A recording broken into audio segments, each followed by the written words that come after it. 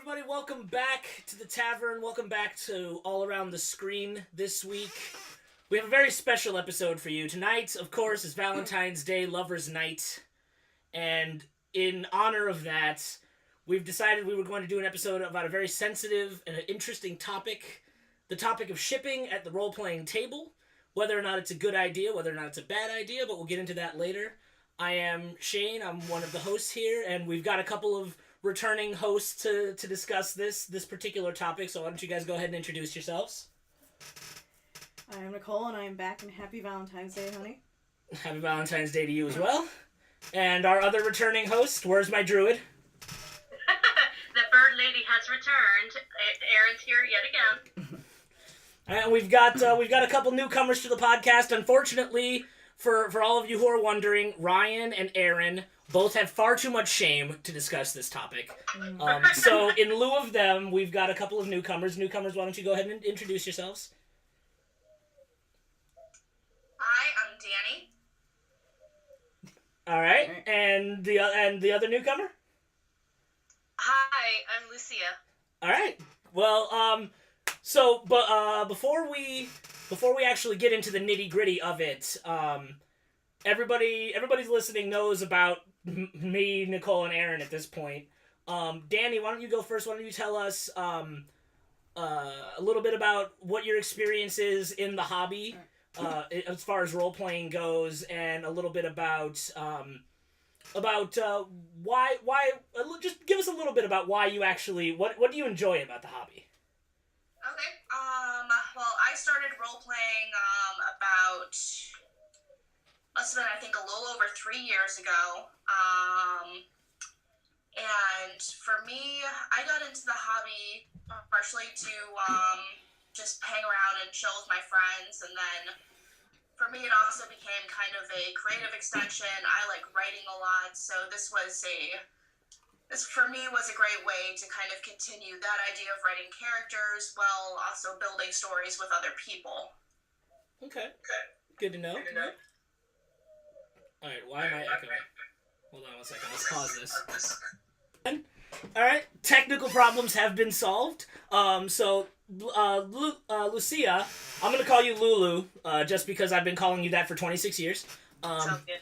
Why don't you tell the good people of the internet, how your experience in the hobby and what got you into it and why you keep doing it.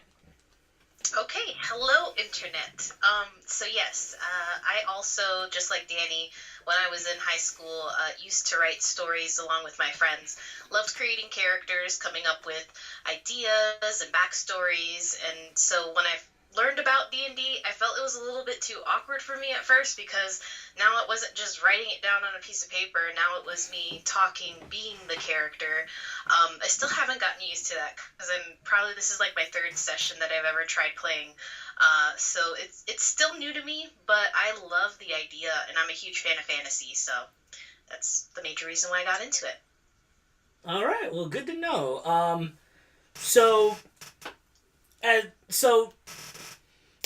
Let's start with the elephant owlbear in the room. Mm-hmm. For those uninitiated, for those of us who are, how we say, have shame. Why don't you guys? How do you guys define shipping?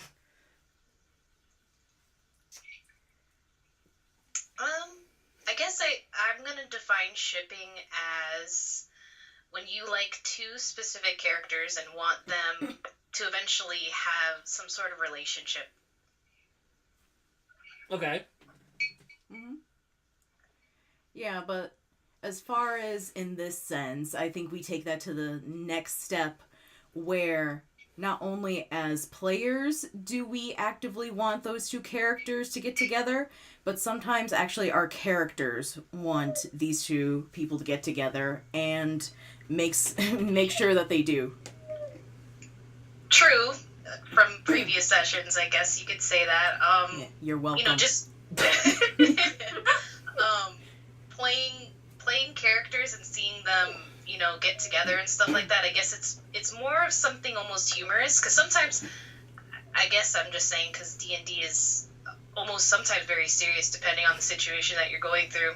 But at the same time, if you're having fun, then I think it's okay to be humorous and get two characters together.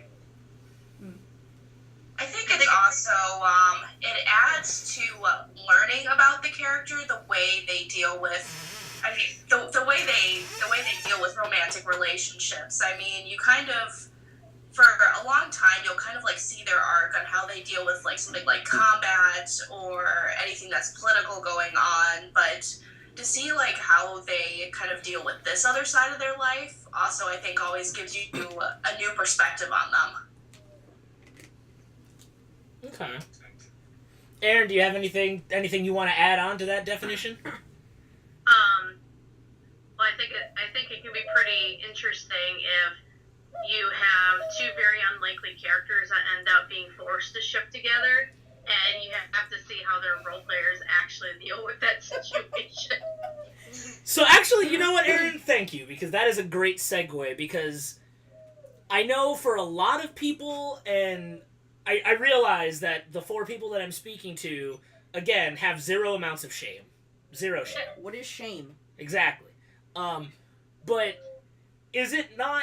And now this is me playing the devil's advocate here, because I personally don't think it is, but is it not awkward to be sitting at the table and being shipped with either the DM who's playing the NPC that you're shipping with, or like another person at the table, be they male or female? Is that not awkward? It can sometimes be awkward only because you have those points where the person who's being shipped with the DM, they might be on outs with each other. So then it makes it extremely awkward in game when their characters are acting on the outs as well because they're both pissed off at one another. Because I've had that happen before during a game.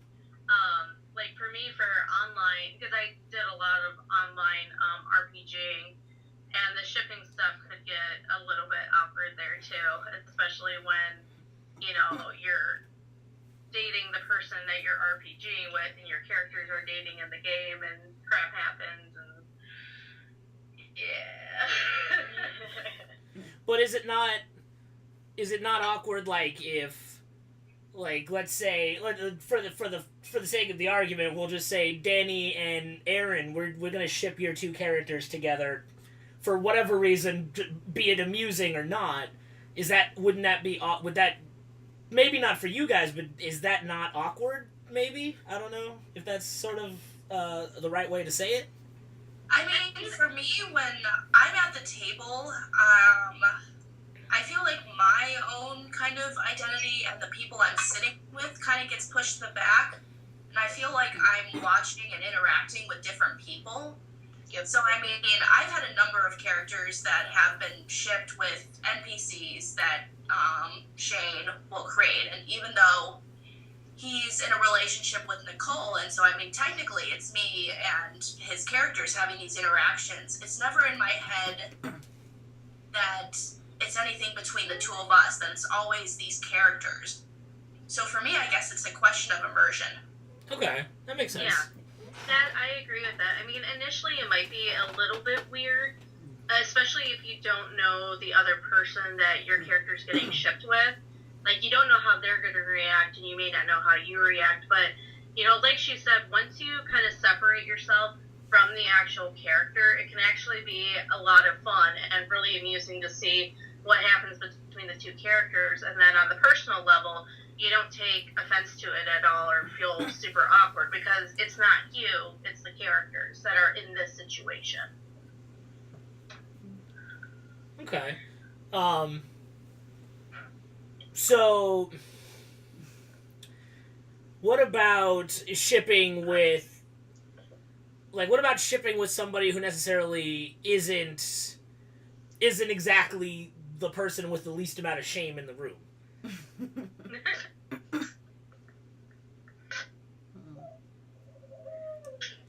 Well, I mean, we saw what happened when, in our Fantasy Craft campaign, Dani decided to ship my character with Ryan's, and Ryan... Let's be fair. I was trying to ship you with Shane's NPC, Wesker. I know you were, but said NPC swerved the entire thing, and then they ended up together, and you were like, okay, we're doing this now. And yeah, at which point, yes, I did start shipping you with Ryan. Yes, but we know Ryan. He has quite a bit of shame. Ryan does in fact have a lot of shame. He has a lot of shame. He was very, very awkward about it. He has a lot of shame, but he also has a sense of humor. He does.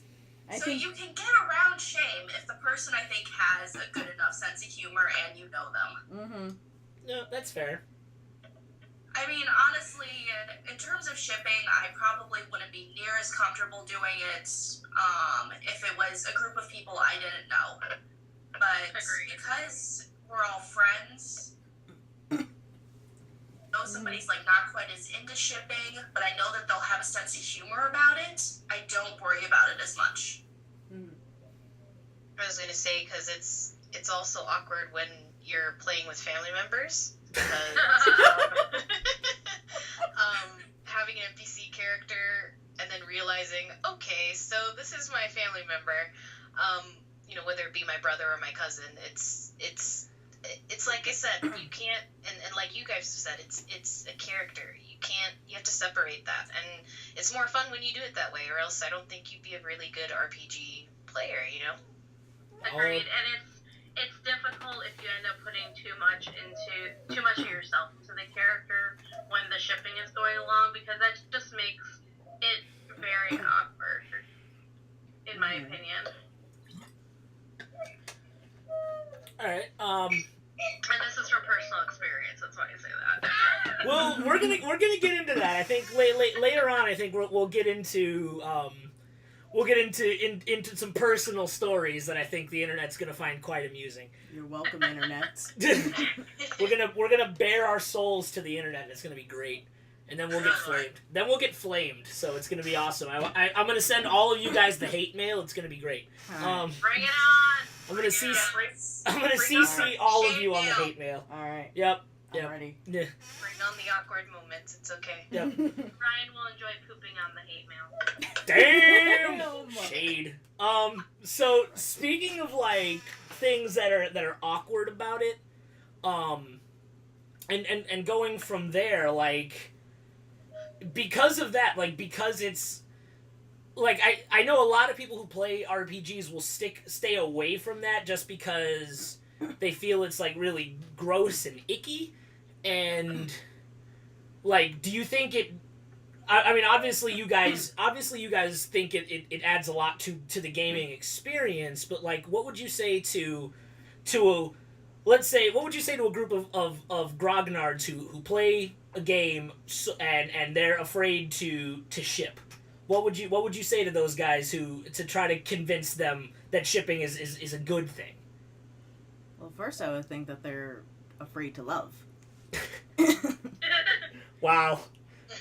Because your Or character afraid to is be a person. They creative. have feelings besides being a murder hobo. They feel things like love. So what you're saying is murder hobos can't feel. Yes. Okay.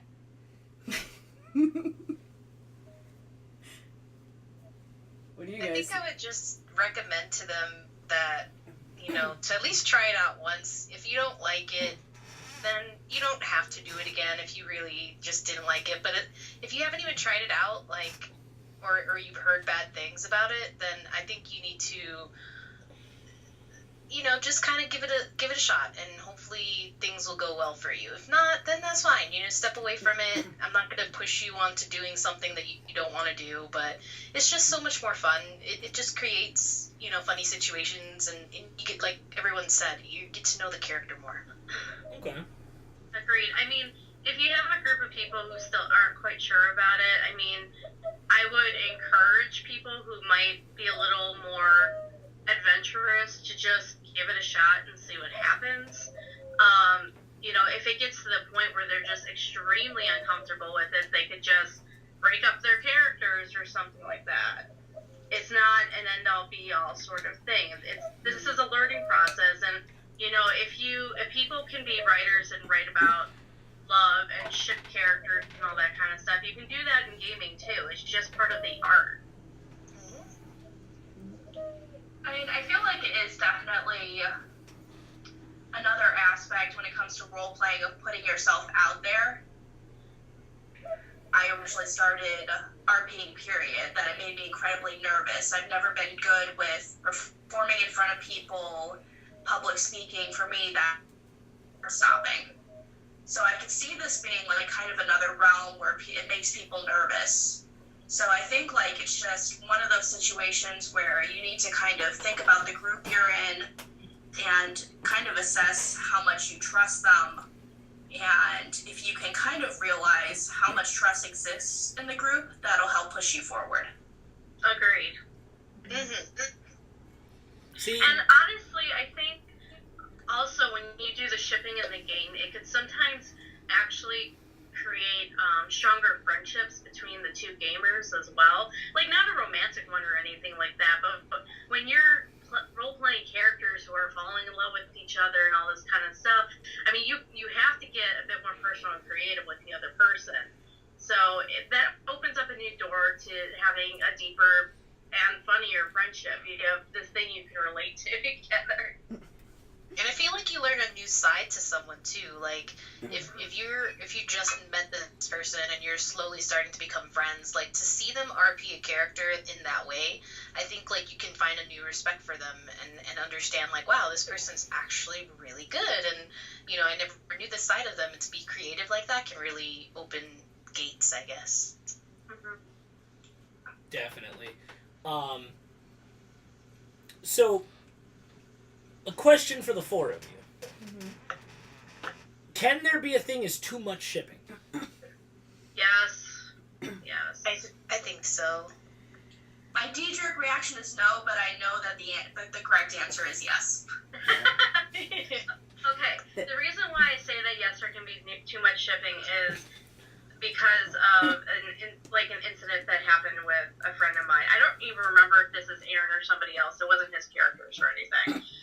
But there was an incident where the DM and his girlfriend were playing, and they were also shipping in the game, and he kept letting her do everything she wanted to do, her character do everything she wanted to do, because they were both shipping a lot.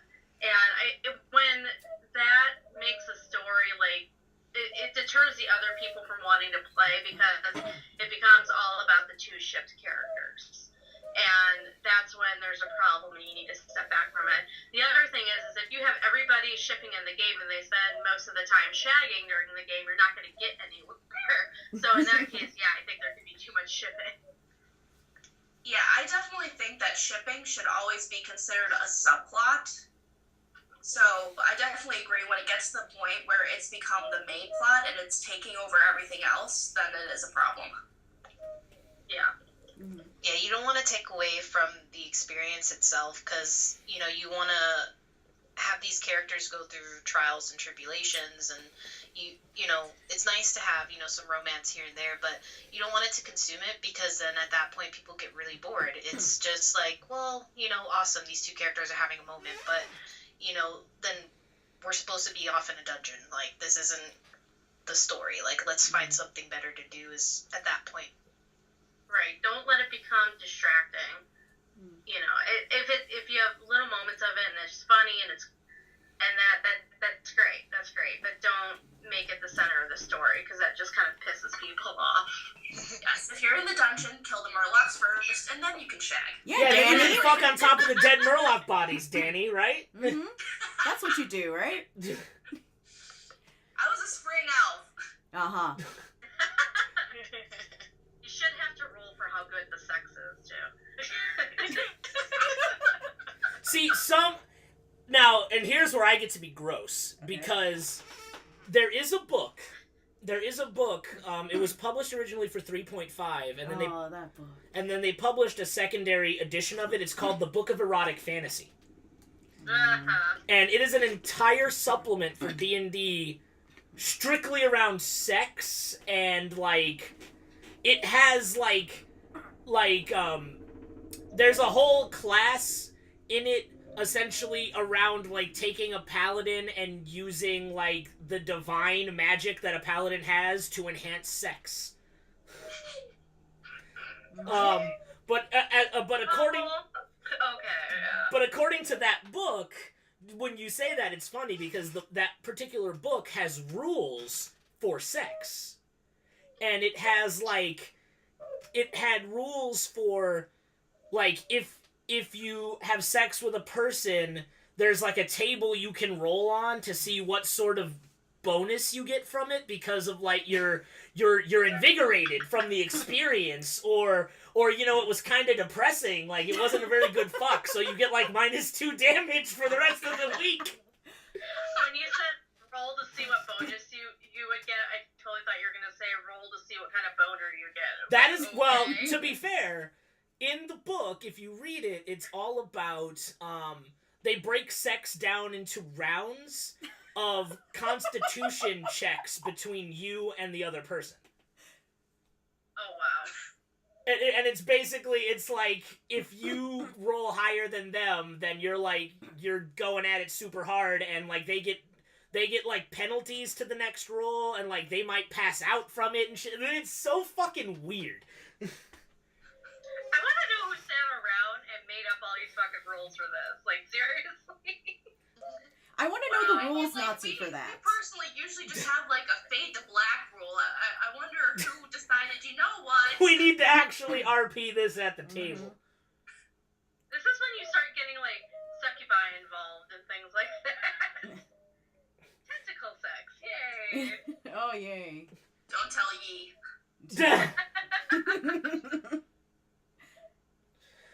But, like, the whole thing is just goofy as hell. Like, I feel like, is it meant to be goofy? Like, is that they intentionally did that, or is this, like, a serious, like, rule book? Because if it's a serious rule book, then I think that somebody was just really bored, and they said, you know what? Why not?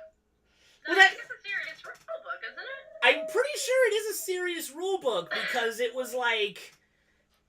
Because, I mean, there are certain D&D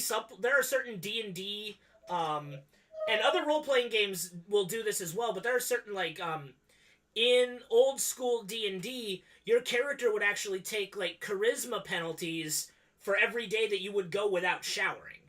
Like, if you didn't, like, explicitly, like, bathe and clean yourself, you would take minuses to your charisma because you stink and you smell.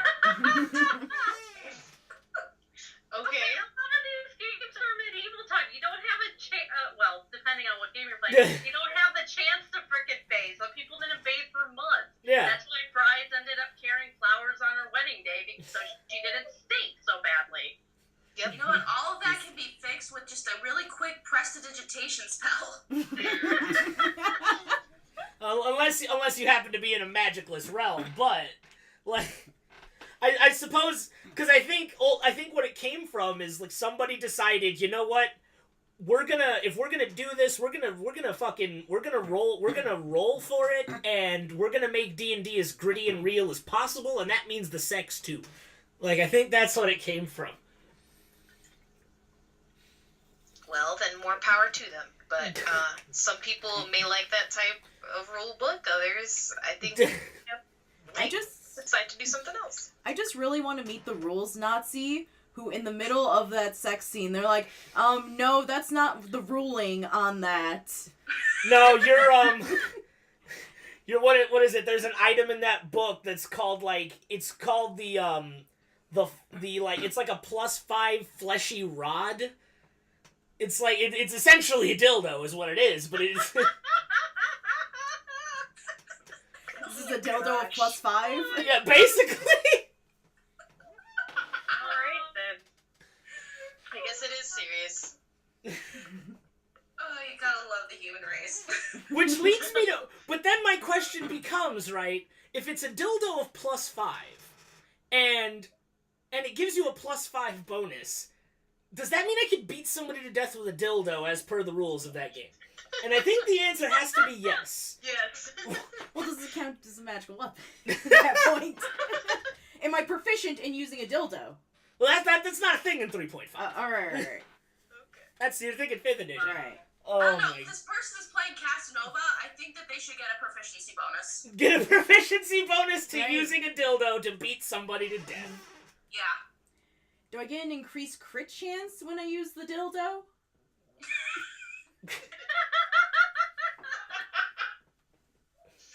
Oh my god.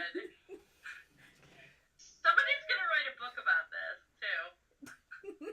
A book about what? A book about the wizard who beats people to death with the +5 dildo? Yep. Mm-hmm. And there's a fanfic out there about it, I swear. I was gonna say they already did 50 Shades, right?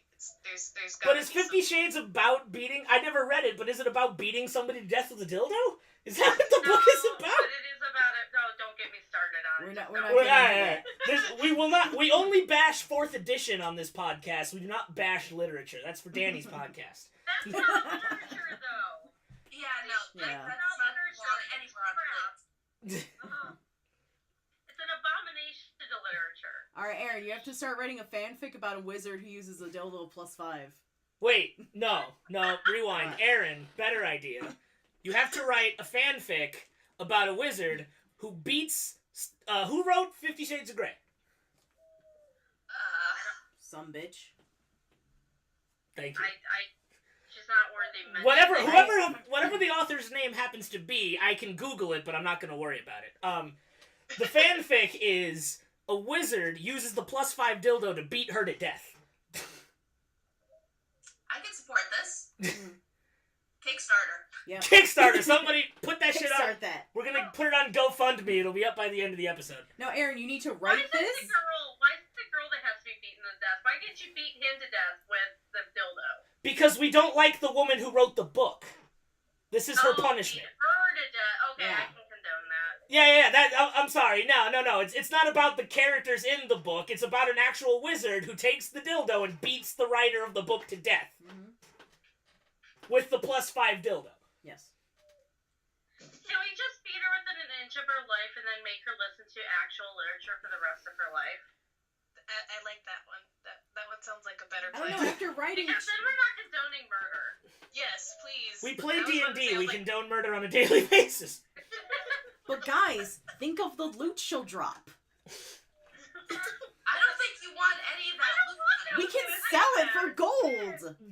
We're not gonna keep that loot. See, that's the murder hobo talking. That's what that is right there. That's the murder hobo in me. That's the murder hobo in you. The shit that would drop out of her, I don't want to touch. No, I don't know where it's been. I don't know where she's used it. No. You know what She would could drop be- out of her? A Stephanie Meyer book. Ugh. So is a Stephanie Meyer book a +1 dildo? No, that's Is a cursed item. Oh, it's a okay. All right, fine. Fair enough. All right. So now that we've completely alienated literally half the listenership, Alright, good.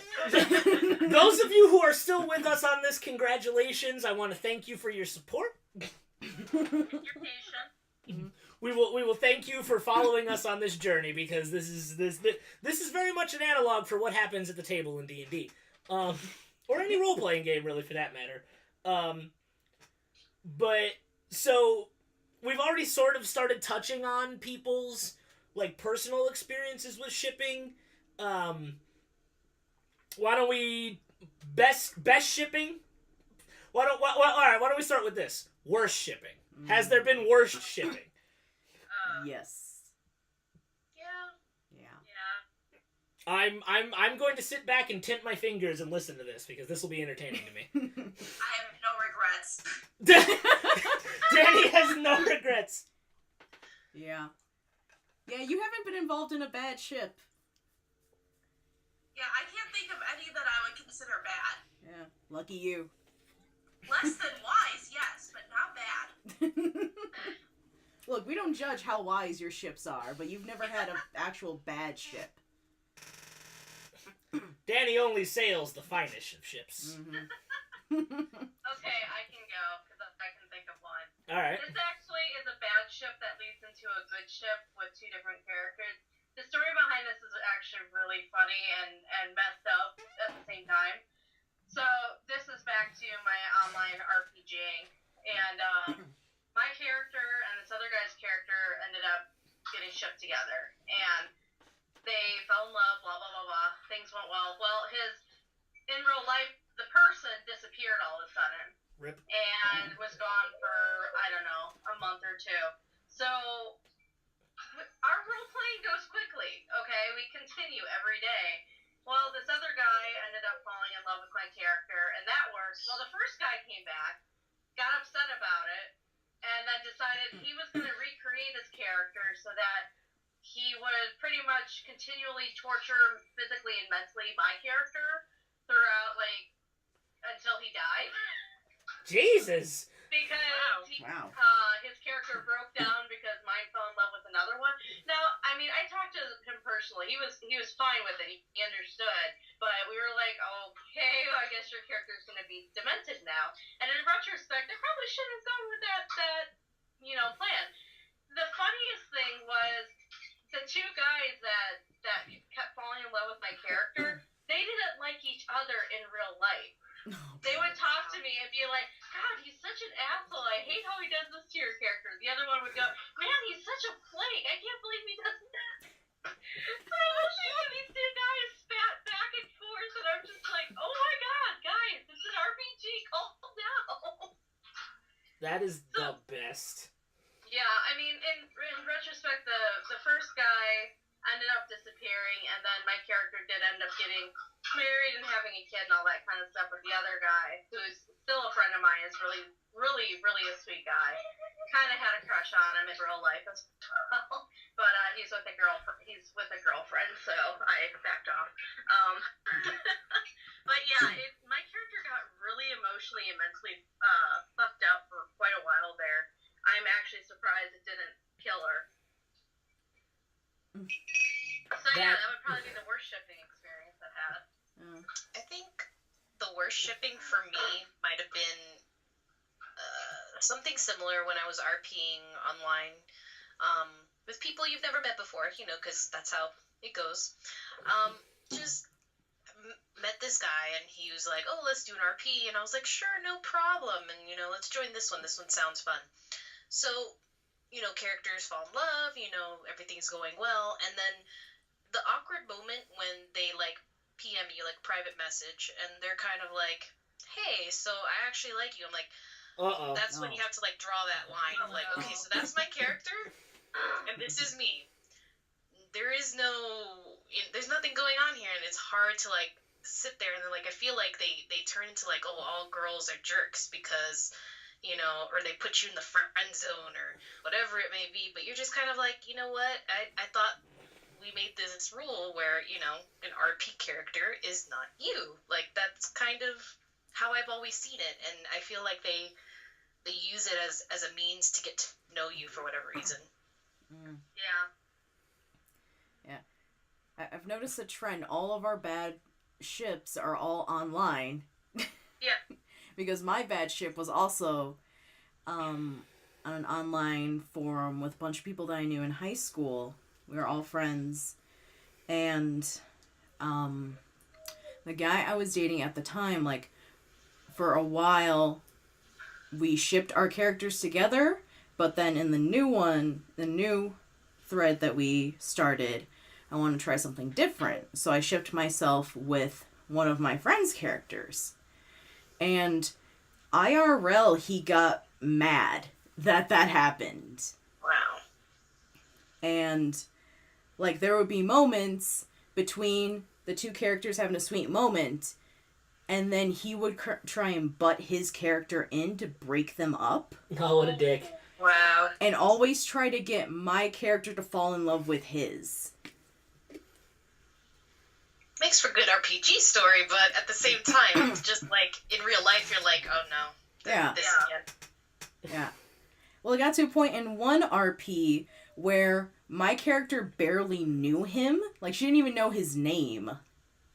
And he's butting into these moments and is like, hey, notice me. Dude, I don't even know who you are. Get out of He here. said hi. Get out of here, nerd. Alright, so at least I suppose that's a good thing that all the worst ships have never been at a table. That's good. Yeah. No, I will say that one of my ships ended up turning into a real life thing. Oh, snap! Yeah, so there was a guy, and this is on the first Rebel site site I was on, I believe. And he and I roleplayed two of our characters. It was the same fucking character that all the guys were falling in love with. I have no idea why. She wasn't like a harlot or anything like that. Was she a hot mouse? No, she was a hot red squirrel with a silver stripe. That's what the guys go See, for. man, silver stripes, dog. I'm telling you, That does it. Does it every time. Yep. every time. No, he and I roleplayed our characters. They fell in love with each other, and we started. And then I think he created another one to fall in love with one of my other characters. But we started talking through private messages a lot, and kept talking. Well, he lived in Texas at the time. I lived in Illinois, and we decided over the phone that we were going to be boyfriend girlfriend. Aww. And it was cute, but it was stupid. And he came and visited me. And I realized very quickly, this is not the guy I thought he was. Uh-oh. He wanted a lot more than I was willing to give, and we'll leave it at that. But that ended very quickly. And then he vanished off the face of the earth, both in real life and on the RPG. And it was very awkward. He was the first guy I dated. Wow. So it was, yeah. He stayed at my apartment, and my parents left me alone with him one time. My mom's like, I just wanted to see what he would do if he tried anything. What the fuck? What? Oh, gee, thanks. Thanks, Yeah, Mom. that's great parenting.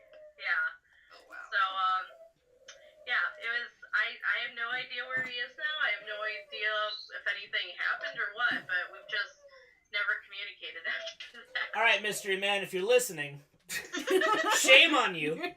First off, Yes. shame. Much shame. Ring the bell. Somebody get me a shame bell, like in Game of Thrones. Shame bell. Second off, We need a bell. you must contact the podcast because I want your side of the story. I want it.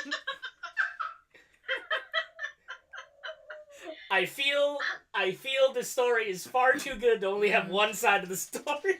Mystery Man, you can email us at evacstation@gmail.com. You can use that email. That's a good email you can use. He wasn't a bad guy. I'm not trying to make it out like that. He wasn't a bad guy. We just were on very different wavelengths at that time. And I wasn't ready for that kind of relationship yet. And neither of us really made any effort to stay together. I did break up with him once he went back to Texas. That's awesome. Well, I thought about it for a while, and then I was like, no, this isn't gonna work out. So. Man, when I said we were gonna bare our souls tonight, man. We're bearing our souls. Erin just got deep on this podcast. Whoa. It just goes to show I've been roleplaying way too much in my life. Man, guys, we gotta step up a game. Yeah, we need to catch up. Right? Yeah, one of y'all has to have some super serious dramas in your life. Well, I think I'm probably older than you guys, all of you guys, so I've had more experience.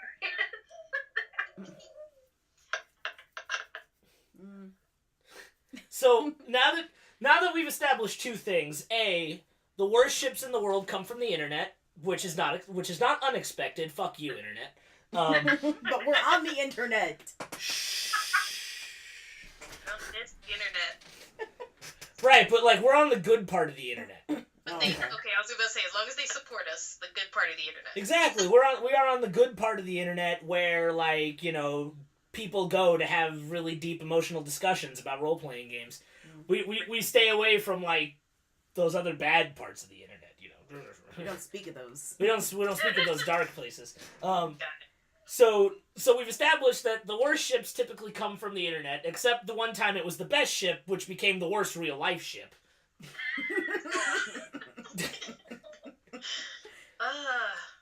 What about best ships? What do we think? What do we think? Best ships, most interesting ships, shipping stories. I have a good one. I have a good feeling one. You know, creating a story. Once again, RPing online, but you know that's how things go, and how I got into D&D. So I'm going to use it. You know, created a story and met this guy, and he was a really nice person, you know. And he's like, oh, let me friend you on this website. And I was like, sure, no problem. And so anytime I would start a new RP, he would be like, hey, can I join and create an awesome character, easy to connect with, and, you know, just be able to pull the story along. Like, to have a friend, too, like, he's like, finally, we decided we were going to have Skype, so I was like, okay, cool. So, mind you, he can get annoying sometimes, and I don't know if he's listening, but, you know, if he does, don't quote me on that. I'm not saying you're annoying. I'm saying that, you know, it'd be nice to, like, just watch some YouTube once in a while, not have to get a poke here and there. Whoa! Poke like that. Wow. That's what I mean. Okay, come on, guys. Facebook? Come on. What the hell is Facebook? I blame Shane. Go ahead. Yeah. Sorry, that's just my male reptilian brain coming out. I'm sorry. It's fine. I had the same exact thought at the exact High time. five. I think we all did. Nice. Go on, Lulu. I'm sorry I interrupted you. It's okay. But you know, just one night, can I just like relax and enjoy my online friendships and not have to get an IM saying, "Hey, let's create a new RP."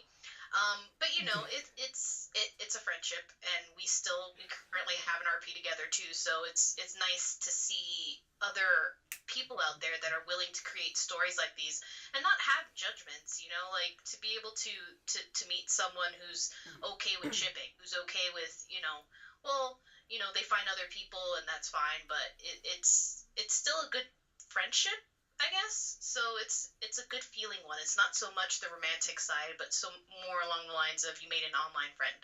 Yay. Okay. I have two really good best ones. Okay. So one of my characters, again, everybody seemed to want to hit on. Again, I don't know why. And this time she Were was. you the only girl in the group? Was that it? No, I wasn't. That's the thing. All the other females were getting married on the site, and my character just wasn't that type. See, it's because you were the one who didn't get married. That's why. And like nobody seemed right for my character until I met this one girl, Taylor. And she created a male character, and all of a sudden it was like they connected completely. And she and I would talk back and forth about epic, like stories we could do with them, and it felt like we had a good story going with the two characters. I mean, over the years we ended up fading with role playing. We went our own different ways, but she's still my the favorite connection I had with this character. That the two characters just work perfectly together. The other one is with with my co-author right now. She and I have been role playing since I was in high school, and what happened was we ended up role playing more over IM rather than on the boards. And we've walked all the different lines of the relationships between characters. It's been girl on girl, guy on guy, polygamy, all different kind of things. And we just seem to find the characters that connect. Like, we know which two aren't going to work well. They go completely other directions.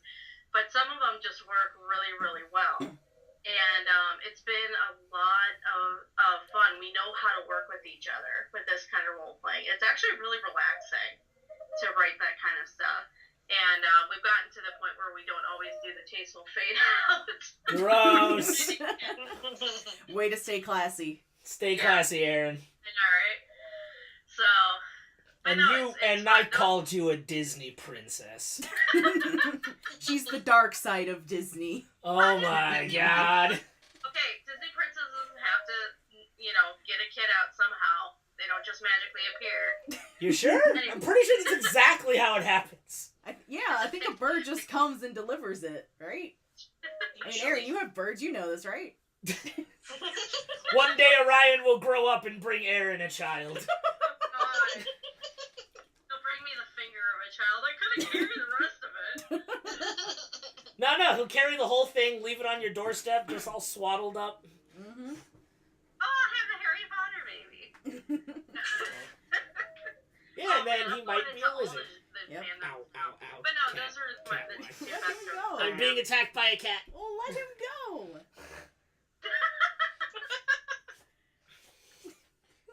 Dadgummit. What about character wise? Like you guys have good shipping stories with with shipping partners, but what about two characters two characters getting together? Like what do you guys think was the best one you've ever done? For me, it's always going to be Zelda and Lilfang. Yeah, that was a good one.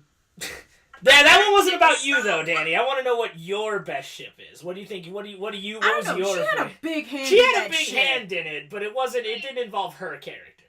Was she the one It that might as well drugged have. Zelda? Yes. Yeah, Yeah. that was me. Oh, that was you! We talked about that story last week on the podcast, Dani. Just so you know. And how I always ask you, it's okay if you ship me, just don't drug me this time. Right. That was a once in a lifetime thing, and I mean that was my first time ever actively trying to ship two characters. I might have been just a little bit heavy-handed. A little. A little, she She says. says.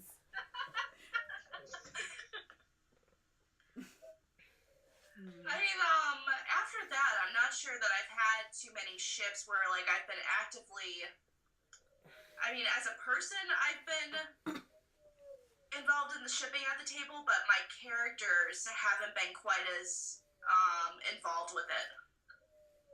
Right, but what I mean is of all the characters you've ever had shipped at the table. So, looking at Ariel, looking at Gwen from Marvel, who do you think? Well, what was your favorite ship? What was your favorite ship to be a part of? Oh, okay. My favorite ship would actually have to be Paige and Arthas. Okay. No, go on. I'm interested to hear this one. I mean, for me, it was, the other characters, they kind of had the initial meet cute and, the build-up of the relationship, but what I found to really enjoy about the relationship between Paige and Arthas was more, they were an established couple, they had that link, and the focus was less, I guess, on kind of a budding romance and more on an existing romance in a really bad situation. And for me, that was just fascinating to roleplay. Okay. I think my favorite would have had to be with my character Silver Rose Bright Eye. And then Now that's an elven name if I've ever heard one. Right. she was a squirrel. And Silver Rose and my friend who had the character Akira, who was actually a red panda. We didn't go by size stuff. We just imagined they were all the same size. But that was my favorite. I was about to say, how does that work? We just think of them more as furries, where they're all the same size. They just look different based on what species they were. Okay. But no, that one went for years. That was why it was part of my favorite. It wasn't just one of those 1 month things. We role played these characters 4 years, got them familiar with each other. We went through the whole love spiel. They ended up having a kid named Narika, and we actually gave her my birthday so that we would always remember what day the character was born. Actually, we did role play my character having Narika on my birthday. Now I remember it. So he would draw me a picture of Narika every year. My birthday is a birthday card. But the characters just worked so well together. You know, he lent my character strength when she needed it. She lent him strength when he needed it. They were very much yin and yang. They balanced each other completely. And I loved it. It was so much fun to write with those two. Well, that's some next level shipping, I think. I mean, that is some next level shipping right there.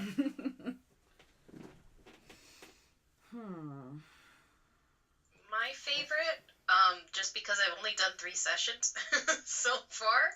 3 campaigns, you mean? Yes, 3 campaigns. Thank you. And you can totally tell I'm a noob. I'm sorry, but the one we did with the 6 duchies and the fact that Ross and Mercy had like a little thing going on, and I was like, this isn't too bad. This is going somewhere, and then it fell apart. But it's okay. Like I thought that was No. Lulu, I want you to elaborate on this. Tell the internet how I swerved the shit out of you. Oh, this is a great story. This is great. I mean, the original situation was that Damon and Mercy were trying to get Ross with what was his name? I forgot his name. So we were at a like noble gathering, and my character had given hints to being a noble until I finally told Mercy in a private conversation, like, yes, I am a noble. Please don't tell anyone. I don't want anyone knowing. So Mercy and I would always have like these private conversations, and I was really the only one that connected with Mercy. Yeah, everybody hated me. So we finally got to this noble gathering, and I forget his name, but like this guy shows up, and right? Huh? An NPC? Yeah, an NPC shows up, and my character starts to act all weird. Like, her face is turning red, she doesn't look this guy in the eye. So then, this guy starts hitting on Mercy, and she, like, turns to me and is begging for my help, like, I don't even like this guy, can you help me? So, while internally, I was in love with this man, but, and I was quite upset that he was directing his attention towards Mercy, so I helped her out and got her out of some situations. So then later that night, me and the NPC, we were helping people who were drunk, making their way out of the castle and making sure that they had a safe way home and that they were all right. Mercy and Damon decide to take this opportunity. What was the plan here? Because you were PMing this while I was doing stuff. Pretty much. Damon was like, the entire conversation while we're having dinner, while the guy's hitting on Mercy, while the dance was going on, Damon's just like, we gotta get them together. I was like, why? He's like, I think Ross is gay. We gotta get him together. And I was like, okay. Oh, wait, hold on. I'm gonna step in there for a minute because, at this point, Ross as a character was a man. Everybody, Ross was Nicole was playing a man, who was actually a princess who had left her castle to go explore the world, but in order to do so was dressed like a man. Continue. Okay. So we're over here thinking that Ross is a male and he likes this other guy because he's blushing and he's, freaking out like this. So we're like, oh, this would be amazing. Something different, something not, hetero. But, so we were like, okay, we're going to get them together. So the plan was to have them have their own little moment, like, pretty much tell them, hey, let's have them get their alone time. So we were going to help them out with getting the drugs out. So we were just like, don't worry about it. It's okay. We got this. And then randomly, Damon, out of nowhere, just shouts from behind a pillar and is like, Ross likes you. And we booked. We just ran. We were just like, oh, shit. At which point, I turn to the guy and I say, I'm sorry, my friends are clearly drunk. So, there was that moment. But that's what I'm saying. Like, I think it was interesting because it started out as, like, a really awkward, we want to get him with this other guy. And then later, after the party, I think they were walking, and like you said, they were having a conversation like, by the way, I'm a noble. And my character, Mercy, hates nobles. So it was interesting to see that, like, wow, I've been hanging out with a noble this entire time, so... Yeah, and this guy's pretty cool. Yeah. Doesn't treat me like shit. Exactly. So it was kind of like that interesting connection there, and I was like, oh, this could go somewhere, and then it never went anywhere, but it's okay. It's fine. Yeah, the ending to that is that it was revealed that Ross, or Rosalind, as her full name was actually a princess from another castle who was doing the bidding of a god but couldn't do as much in just her little kingdom, so she decided to venture off. So in order for her to not be found, she cut her hair short and dressed as a man because it was more convenient. You can't really travel in big poofy dresses. So when I met them, I'm like, okay, I gotta keep this identity of I am a man, but I would still have hints of a woman come out, which I don't know if they picked up on. Yeah, when we were... a couple of them, but I was kind of like, maybe he's just pretty. He's just kind of... Maybe he's a fop. So yeah, when the moment came where the reveal happened, Lulu's mind was just blown. I was like, my character, well, I played it so that my character was like, the fuck? But I was kind of like, okay, and then, being that my character was bi, she didn't have a preference, so I was just like, it's cool, just shrug my shoulder, it's alright. It's alright, this can still work. I mean, she's engaged, but whatever. That was my favorite because it was interesting, random, and it didn't have like a start out kind of like, oh, I like you and the other person likes you or whatever. It was more of a random happenstance, really. You know, if I know anything about DMing for my girlfriend, is that she does love herself some love triangles. Yes, I do. She likes love in any shape. But mostly a triangle. I just wanted two men to fight for my love. Is that too much to ask? Am I not right? If you were an RP and you had the option for two men to fight for your love, wouldn't you go for that? Yeah. Why don't you tell the internet that story? Because I don't think anybody but Dani really knows that one. Yeah. Okay. So, in one campaign, we were playing Savage World. My character was a noble daughter who was promised when she was younger to the firstborn son of another noble house, but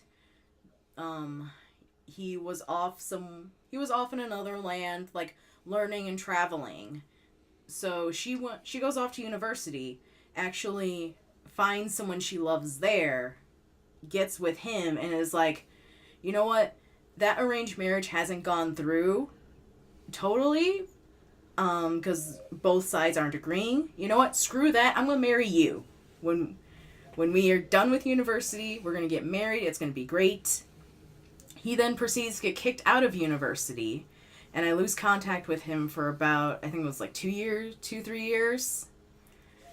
So then... Now, mind you, he got kicked out of university for being a necromancer, but... We found that out later, and everybody judged him so hard. Good! So... during the campaign, she finds her first love, they meet up, but he is a fugitive running from the law. Wow. So that kind of puts a damper on the whole let's get married thing. I finally found you, we can get married. Oh shit, you're a fugitive. Because your friend and, by proxy, you and your gang of buddies are accused of stealing the royal crown. Great. Wow. So, we're hanging out, and my mother and brother come into the city to, like, visit an old friend of my mom's. But what they don't tell me is that my betrothed has come with them. So, we're at dinner, and so finally I meet my betrothed, and he is everything that she has dreamed because she has always read the super romantic stories, and it's like that is the ideal guy. So then hilarity ensues as most of the table tries to ship me with my betrothed. Except Ryan. Except Ryan. He was firmly on the other guy's team. On Noah's team. And the other guy, Augustine. Teams started to form over this. Theoretical merch was being sold. The t-shirts were out of control. Yeah, the t-shirts were out of the control. We had to do reprinting. It was nuts. But we never saw the end to that for an unfortunate story that we'll probably tell later on in a future podcast. Oh, there's going to be a whole episode about it, I promise. I know. But we were building that to ultimately lead to a fight on top of one of the other guy's Zeppelins. And I enjoyed every second of it. Oh my god! Thank you, birds. The doves are singing. The doves are singing for the death of Augustine. Yeah. Yep. They I sing would in also grief. say that I got one of my favorite ships out of that same campaign. Savage Worlds. What? Savage Worlds. Yeah. That was a good ship. That Cleopatra move. That was the daughter of a crime lord, and their family had this thing about the women of the family not participating in the business, and so like she was out to kind of prove herself. Screw what her dad's saying. I'm going to become a flashy thief and prove that I should be part of the empire. And so at the meantime, she meets the other guy who takes like a very different approach to thieving from her. And so the kind of debates that the two of them would get to and just the game of wits was a lot of fun. The world's greatest thief. everybody in his family had the title World's Greatest Thief. Because they were all the greatest in the world, man. It was really only just him and his dad. It was literally only just the two of them. No. My headcanon is all of them had that title. Oh my god. Tell, huh? There was one instance where, like, she gets into, like, a deal with her father, like, where he agrees to teach her if she's able to steal, like, what was it, like, the most important thing to him or something? Yeah, you have to steal his most prized possession, and then he'll train you to be a thief. That was brilliant. So I stole his son. Oh, wow. Now you have to tell them how you stole him, because that move was good. There might have been a little bit more drugging involved. Lo and behold, Dani loves to drug people. Yeah. Good to know. I haven't done it in a minute. I may need to reintroduce it. Oh no. I'm scared. Flee! Run, Nicole, run far away. Good thing I can meld into shadows. I'm gonna stay in this shadow real quick. You have to come out sooner or later. No. I don't wanna. But so explain this particular drugging, Dani. I think, what was it? I had put something on my lips. And I was Well, no, kissing him. you had rolled yourself up in a carpet, dressed in sexy lingerie, had the carpet shipped to him in his office. So that way, when he unrolled it, you came out, you started making out with him, and you tried to prick him with something that was drugged. Right. Yeah, I took a page out of Cleopatra's book. Mm-hmm. So, like, I think, like, at first, like, he started to notice, but then, like, I started making out with him, and he was like, oh, screw it. I don't care what that was, and I got him. And then he was drugged. Yep. Oh, good God. Way to go, Dani. I was proud. Remind me never, Was out of control. The what? remind me never to play a character with yours. Because I probably get drugged, and I don't want to get drugged. No, this is great. I think definitely we gotta watch Erin and Dani play a game together just for the sheer hilarity of it. Look, my characters have gotten drugged before. It never ends up well. Does drugging ever end up well in this situation?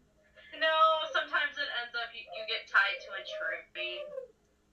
Whoa. Wow. Come on, Zelda and Lothain were very happy together. That poor Forrest, when she realized what happened.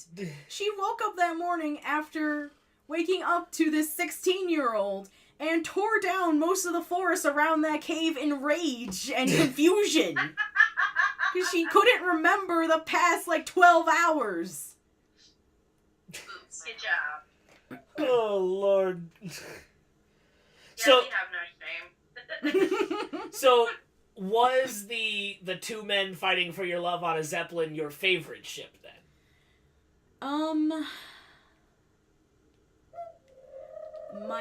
I have two favorite ships right now, for different reasons. Okay. As far as a story and character growth, definitely Zelda and Lothane. Okay. Because Zelda and Lothane were so different, and they helped each other grow and change. Zelda was very, I don't care if I die sort of mentality. Mm-hmm. Because of being raised in a military family. But then once she accepted her feelings and is like, okay, dying has a whole different meaning because I have somebody that I love. And protection means a completely different thing now. My other That look is getting deep. Yeah, man. Sorry, Yeah. Luna. Sorry. Yeah. Oh, shit. There came to a point where, during that campaign, we were underwater and a giant squid attacked us.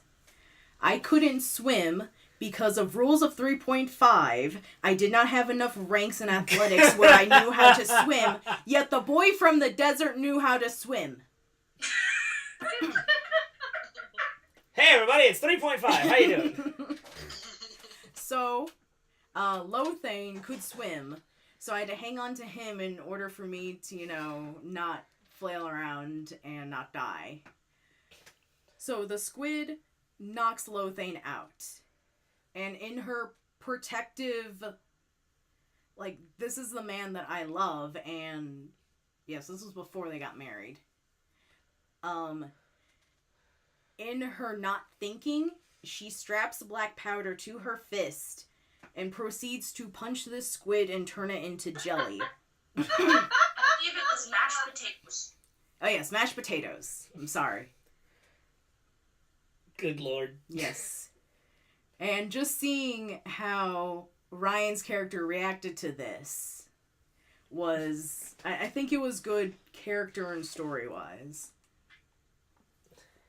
My other favorite ship is the one that is going on right now in our 5th edition game with my rogue warlock Sasha, who is a descendant of Zelda, because it's a sequel game that we're doing.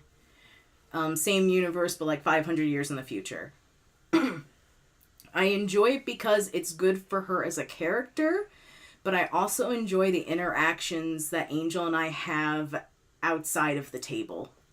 Because there will be days of us just texting and plotting and what if this happens? No, what if this happens? Then it will lead to this, and then he will feel this, but then she'll feel this, and then all... It's just nuts.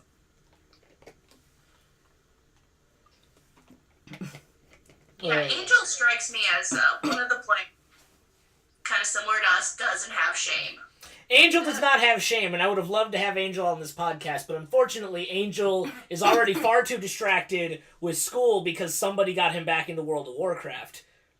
But we will not throw shade on Angel's college friends right now. Let us have a moment of silence for his grades. For his grades and his possible future? Yes. Oh, man.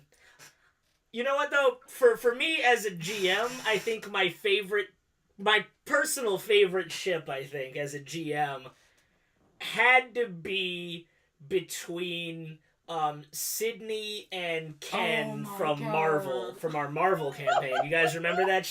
Yes. Oh, God. Why was that good for you? And give a little backstory for... All right, so a little bit of everybody. backstory. We're playing Marvel superheroes, and this is the game where Nicole, if you guys remember from last week, see, we have continuity on this show. Nicole decided she wanted to have that die of social media power. So Right. So her character was essentially a YouTube celebrity, and she sort of took a page out of Claire's book from Heroes, to where she had her own personal cameraman to film her crazy YouTube stunts. He did all the behind-the-scenes stuff, so he took the video, he edited it, because Sydney had no idea how to do all that. She was just a star.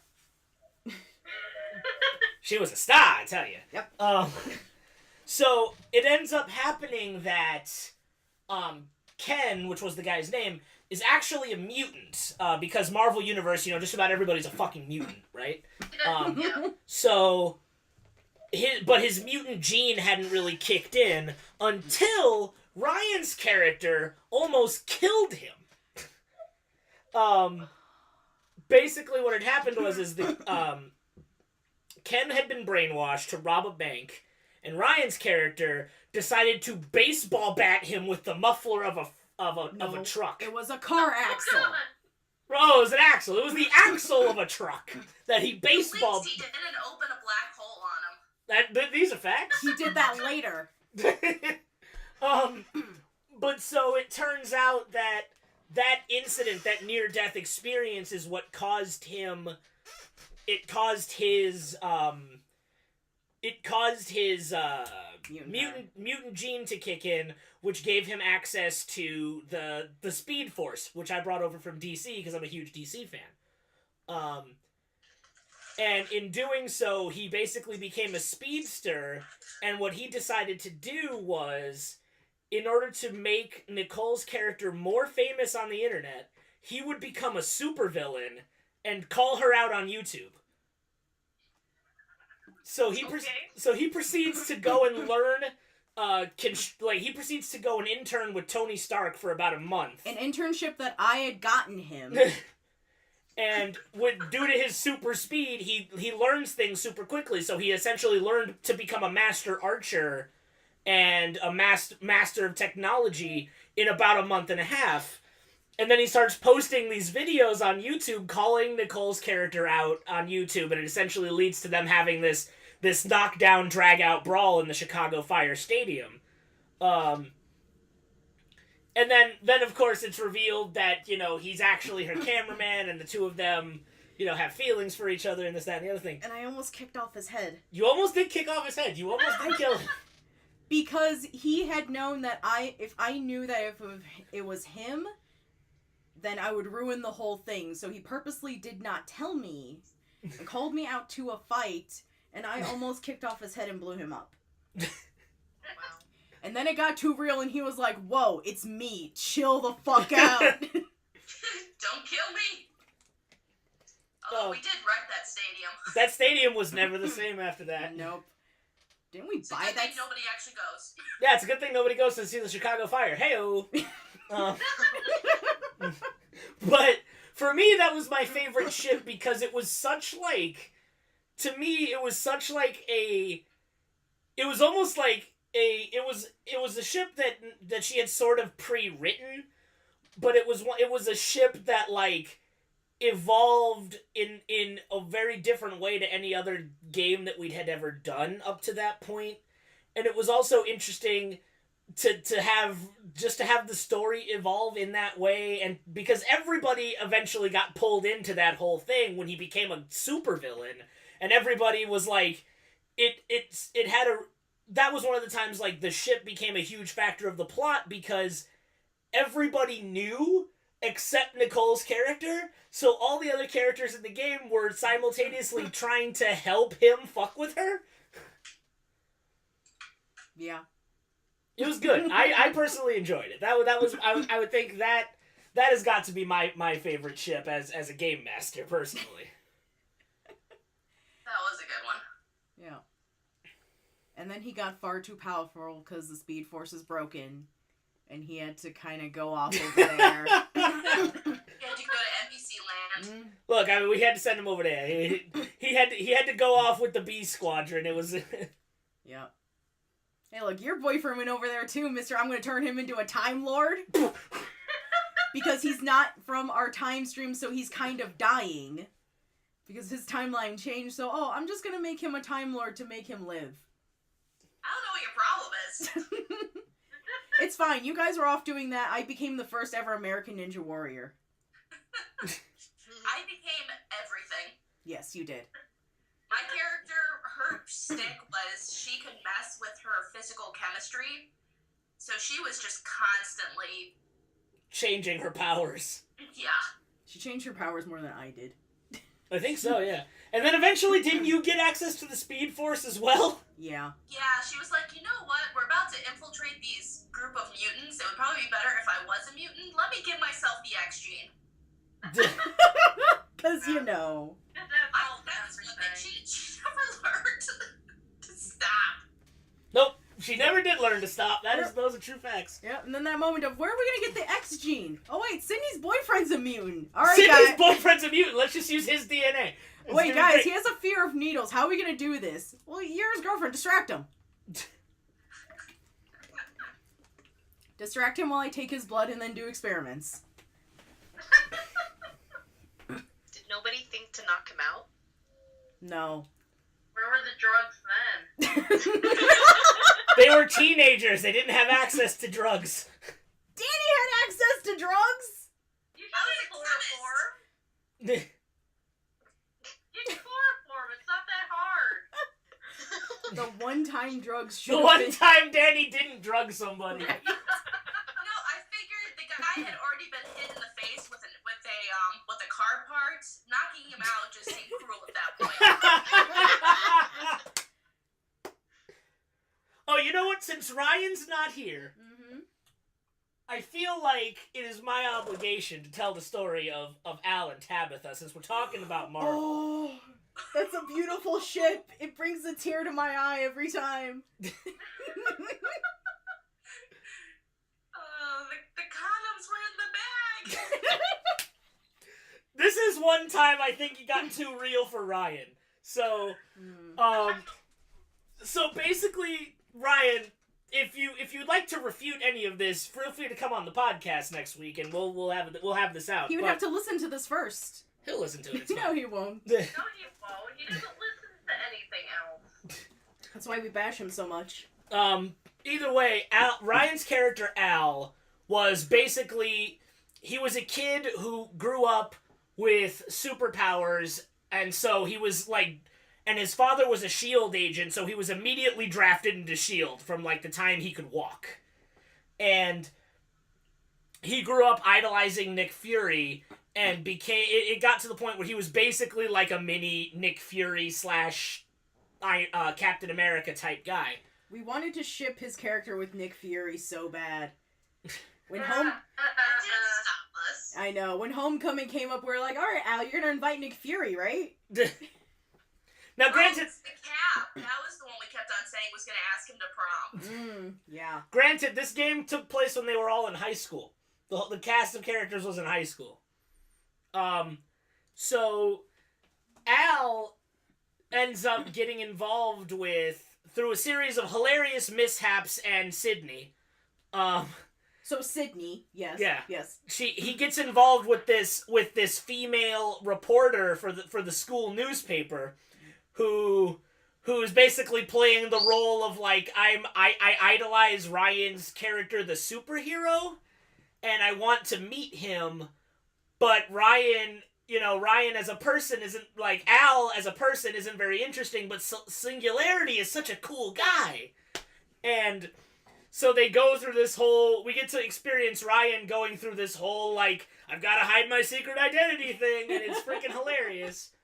But eventually it comes out that she is in fact a mutant, and the reason she idolizes Singularity is because she feels like Singularity is sort of like the public face of the good that superheroes can do, beside, like, young superheroes besides the Avengers and that sort of thing. But they end up dating together, and they it gets to the point where this group, the group is on Asgard, and they're getting ready to go fight Dormammu. There was the guy before Dormammu, the guy that was chained in the center of the earth. Surtur, yeah, Surtur the demon, who's chained in the center of the earth. And Sean's character decides he's gonna kamikaze himself and go fight this demon on his own. So what he does is he distracts the rest of the party by using Loki. He's palling around with Loki and convinces Loki that it would be funny as hell to send, like, the dating couples off to the Elysian Fields and have dates while he's going and doing battle with the dragon by his lonely. Now, to me and Dani's characters, he had come to us and is like, wouldn't it be funny if I did this to Al and his girlfriend? And we're like, oh, hell yeah, that'll be funny, do it! And then ended up doing it to us, too. Yep. But But we weren't really mad. nobody was mad except Ryan. Ryan was very salty. So, long story short, what ends up happening is Al and Tabitha are on the Elysian Fields together, and Sean's character had essentially left them a picnic basket full of, like, the finest foods and and Ryan's girlfriend's favorite desserts and that sort of thing. And it ends up that Sean's character also put condoms in the bottom of the picnic basket, but they didn't get to the bottom of the picnic basket, if you catch my drift. Ryan's character also thought that this was a dream. Yes. Yes, Ryan's character also thought this was a dream. Oh my god. And out of sheer hilarity, I thought to myself, as the evil GM that I am, what are the chances? And so I roll a die, and it turned out Tabitha got pregnant. And so we all thought this would be a really interesting place, for a really interesting role-playing opportunity for Al and Ryan to have this really interesting role-playing opportunity, but it hit Ryan in a way that I don't think any of us expected it to, and he couldn't play that character anymore. He had to retire Al at that point. Oh my god. Mm-hmm. You also rolled the dice for Zelda, and didn't it come up like 100? Yes. I rolled the dice for Zelda, but at that time, I thought, we were playing in Fantasy Craft, where we decided as a group that having Zelda be pregnant would end the campaign because she would have to take 9 months off from adventuring. And nobody wanted her to change characters, so we just decided to ignore that rule. Well, then it was also, like, maybe the 4th session in. Yeah, that too. It was early on. Yeah. Wow. Yep. Yeah, so as you can see, I also lack shame. Mm-hmm. That's why you're here with us. Yep, that is why I'm here with you, and nobody else is hosting this thing. Yes. Any other really good shipping stories? Any other ones that'll make the internet laugh? Maybe make them cry a little. As far as crying, there's the ship where Dani and I were shipped. You remember that one? What was this, Pokemon? This was Doctor Who. This was like your first. Because, This was yeah. that was like kind of a historical ship because my character was coming in as Anne Bonny, and so then you decided to do Mary Reed. Yeah. Yeah, I think that was like your first actual campaign besides Pokemon, because we don't speak of that. Yeah. We don't speak of that. Yeah, that would have actually been my first ship. Yeah. Aw, it was your first ship. Yep. You will forever hold Dani's shipping chair. Congratulations. You were my CM and you were my first ship. You are special. Yep. There you go. You heard it here first, ladies and gentlemen. Uh-huh. I thought we did a really good job with that. Mm-hmm. Well, especially like at the end, like once like my character started realizing how much you were lying to her and just the fights that we got into. Because as far as context, we were playing Doctor Who, so So everything was timey-wimey. Everything was timey-wimey. My character was part of the, what was it, the time agency or something like that? Yeah. But I essentially traveled through time and was on a search for the Doctor. And during the information that I had received was that Anne Bonny may have links to the Doctor. So I went, what was the other character's name? I forgot. Mary Reed. Mary Reed, yeah. I had killed the original Mary Reed and taken her place. So my character got into a romantic relationship with Anne. But my memories had also been altered by the time agency to where I didn't know what was real and what wasn't. So I didn't know if these feelings that I had for her were actually my legit feelings or things that the time agency implanted in me to feel to make me more convincing. So it comes down to a point near the end of the campaign where Anne turns to me and asks, "Do you really love me?" And I respond, "I don't know." Because I didn't know what was real. And of course, this just entirely wrecks. Yeah, this just wrecks you. Because, yeah, to me, you just could not possibly understand all of the fucked up she was. Yeah, and in my character's head, it was very simple. You do or you don't. I mean, she had no comprehension of brainwashing. And it's kind of like this level of espionage. I mean, she was a pirate. Pirate woman. She was a pirate woman. She had no idea of the amount of brainwashing her lover had gone through, and how originally, I think one of my original missions was to take out the doctor and anyone connected to him. So yeah, so that also compounded it. Yeah. Because, I mean, Anne really liked the doctor. She found him to be this very interesting, wise person. And then lo and behold... Because she was about to be hung. And then lo and behold, somehow Anne Bonny became a Time Lord, but we won't speak of that. We don't speak of those dark times. Yeah, some planets might have gotten thrown into suns. Yep. Maybe.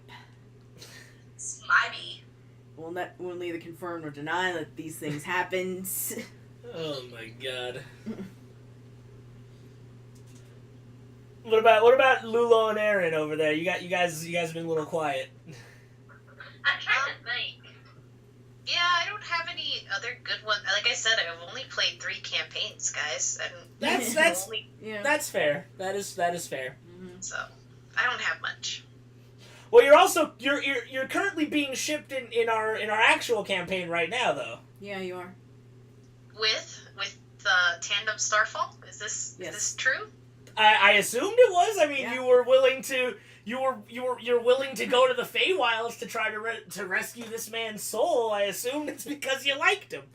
Well, yeah, but then at the same time, isn't it like kind of almost? It's almost impossible now. We haven't even found the other guy yet, so it's kind of like we'll Look, have a day. The amount of work I've put into your ship, we are saving him. Dani, you're gonna be proud of this one. So this bard comes in and Lulu's character is just smitten with him, and I see this and I'm like, all right, it's time. Because I am playing a cleric, and my god is Lathander. He is god of the sun. He encourages growth and renewal. So I see the possible growth of this new love, and I'm like, I must do Lathander's bidding. I must help this new love, and it will grow and blossom, and it'll be good for them. You've become the spring elf. Essentially, except I'm a dwarf. And I'm not certain if you drugged her. I didn't drug her. Okay, you just magically commanded her to. Let me. Right? I was gonna say. So they're talking, and I get it to where Tandem performs for the bar that I work in, with Lulu's character dancing to his music. So during after their performance, the crowd is applauding, and I'm looking at my spells, and I'm like, I have the command spell. So I turn to Shane, and I'm like, it says a one-word command. Does KISS count as a one-word command that I can use? Because it lists things here, but am I limited to that? And of course, the DM goes, rule of cool.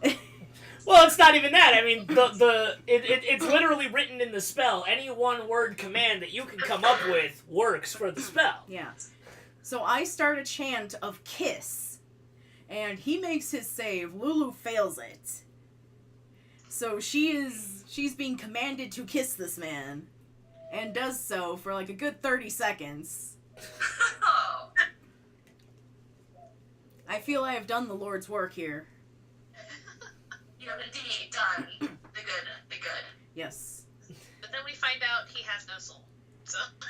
Yeah, well, I didn't know that when I had you kiss him. It's okay, you can fix him. Wow. That's all. Wow. We gotta go back to the Frozen thing. You can always fix them. It's Yep. okay. We can fix him, Lulu. It'll be okay. You know, I actually thought of one more really funny shipping story. This wasn't my character. I just happened to be involved in the post that this is happening on. So there was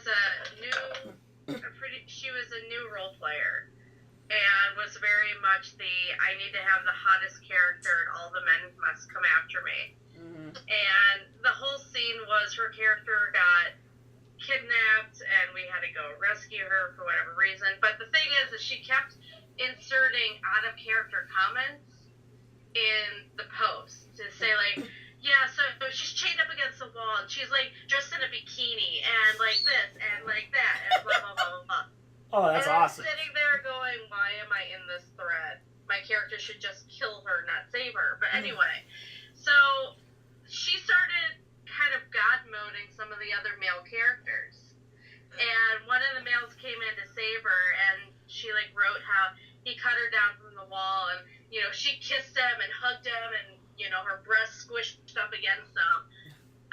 And keep in mind, this is still the Red Wall site, so this is a mouse. Oh, that's that awesome. really has gigantic breasts.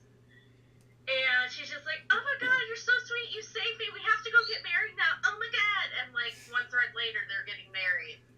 And I just sat there like, oh my god, shoot me now. It was the most fucking ridiculous thread I have ever read. I can see the salt levels rising within Yeah. you, Erin. Yeah. Oh wait, no, there was one more. There was a woman I knew who got off a little bit on roleplay online, I think. Oh boy! And, All right, I'm in. Hold on, let me grab my drink. All right. I've made popcorn. Here we go. And there was a scene. I'll just say it was the hot tub scene. Oh boy! And like it got to the point where even I was uncomfortable reading what was going on. Oh god! There. Like her character's like in the hot tub, and the male is coming in to take care of her, and just the description and her character getting all hot and bothered, and I'm just like, oh god. And my post got deleted because our two characters were kissing each other, but this one stays on. What? It's because she was banging the moderators, don't you know? Mm-hmm. Well, she originally was a moderator. There you of her go. own site. Mm-hmm. There we go. That's why she got away with it, man. There's a lot of bow chicka bow wow in that thread. And yeah, I eventually stopped reading. I was like, I really don't want to see what you're doing anymore. That's gross. While Erin was telling that story, I thought of a online forum that I did, and I think it's the basis of my love of love triangles, because I was involved in one with boy. two brothers. Oh man, that's great. All right, And go. the guys playing them, one of them was my friend, the other one was his cousin. I'm down for this. So it was So supportive. it was a Naruto campaign, but that doesn't fucking matter. All right, It's Naruto. None of it mattered. it doesn't matter in the matter of this ship. So they were all childhood friends, and she liked the one guy, but they both loved her, and it was just a bunch of shenanigans where my character got into a relationship with the guy that she had liked, but then my friend, the other one, he would kind of come in and be like, hey, I love you, we can be together, sort of thing, and then just kind of go over there, and it was, I think that is the basis of my love of love triangles right there. We found it. That's actually hilarious. Because I imagine it, like, this guy types this elaborate post, and then his cousin comes in with, like, a one-line post of, like, peeks in through the window and is like, just stoic nod. Just like, hey, you know what that means. Oh no, it was great. I remember one scene. His cousin is Naruto, we're having a tournament to rank up. His cousin's in the fight, and he's like, hey, I need to talk to you. So, to get out of the room where we're all being held, I had a fight earlier. I'm like, oh, my injury's hurting again. He's going to take me to the infirmary. It's going to be K. Alright. So then, just in a shoujo, he has the one arm pinning me to the wall, and I could easily escape because he doesn't have his other arm up, but that doesn't matter. And he, confesses his feelings for me and all this, and it was great. Oh my gosh. And looking back on it, that is the origin story. Shoujo. Yep. That is the origin story of my love for love triangles. Nice. Oh my god. No, that's actually fucking hilarious. Is it? Yeah, that's hilarious to me. I mean, the only other shipping story that I have, besides ones that I've GM'd, is the story of how I accidentally got shipped. That's a good one, though. That's actually a great one. It involves actually, funny enough, it does involve Tandem Starfall, who was my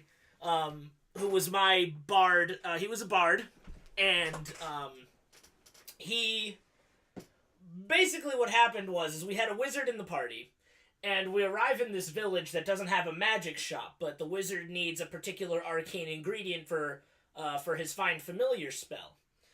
So, essentially what ends up happening is I ask the DM, I'm like, well, does any of the nobility, are any of them known wizards? And he says, well, yes, the daughter of this noble house is a known wizard, and she's a known practitioner of magic. So I said, great. And so I take the wizard there, and I show up, and of course Tandem Starfall is a man who goes nowhere without looking the snazziest he can possibly look. No matter how ridiculous it was, Tandem Starfall always found a reason to wear, the most elaborate capes. That was one of his character things. But, so I show up there, and all of the workers at the castle are speaking really nicely to me, and they're really chatting me up, and it comes to find out that the girl, Jessica, is actually of marrying age, and the father has put out a decree of, anybody, come and present yourself to my daughter so that, she may choose her husband, that sort of thing. And so everybody there assumed Tandem was there as part of this cavalcade of nobles to come and present himself to this girl. And Tandem sat there, and he's like, well, I don't want to be rude, so I might as well just go along with it and see what happens, because I gotta talk to this girl anyway, and she's probably not gonna pick me. I'm a traveling bard as part of a monster hunting guild. Nobody's gonna want that. So it turns out that she sees Tandem, and she's smitten with him, and at that point, Tandem is just like, well, now I'm in too deep. Now I don't want to break her heart, so sure, why not? Let's just go with it and see what happens. Mm-hmm. And then didn't a banshee show up that, possessed her or something? Yes, a banshee, there was in fact she was tasked with carrying the spirit of a banshee in a necklace that she was keeping in check with her arcane power. And what ended up happening is, long story short, the father decides to cancel the wedding because he finds out a whole bunch of crazy nonsense. And in telling her, she freaks out. The banshee gets loose and kills the father with the banshee wail, and almost kills Tandem. And of course, Tandem, being the badass that he thinks he is, goes into solo fight this banshee and gets killed, and that's when he sells his soul to the devil and becomes a bard warlock. Mm-hmm. Mm-hmm. Yep. That happened. The origin of when he lost his soul. Yes. That is the story of how Tandem Starfall lost his soul.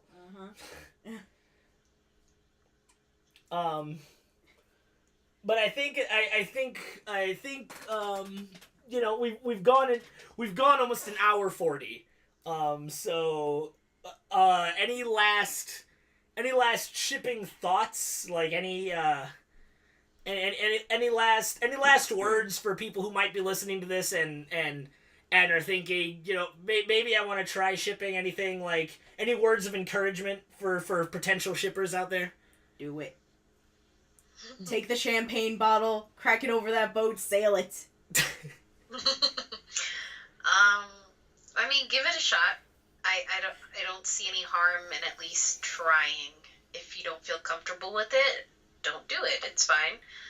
It's just something new and interesting to try out and make the campaign just a little bit more interesting. Okay. Anything from you, Dani? Yeah, I would definitely second that. I mean, if you're looking for a new way to challenge yourself with role playing, that's definitely a good next step. All right. Well, and I think Erin the druid has left to go and feed the birds. So, for the druid, and from everybody at the panel, we're gonna shut this thing down now, and I'm go and drink our collective sorrows away. But until next time, this has been Both Sides of the Screen, and we'll see you next week with another all new episode. So take care. Good role playing, Internet.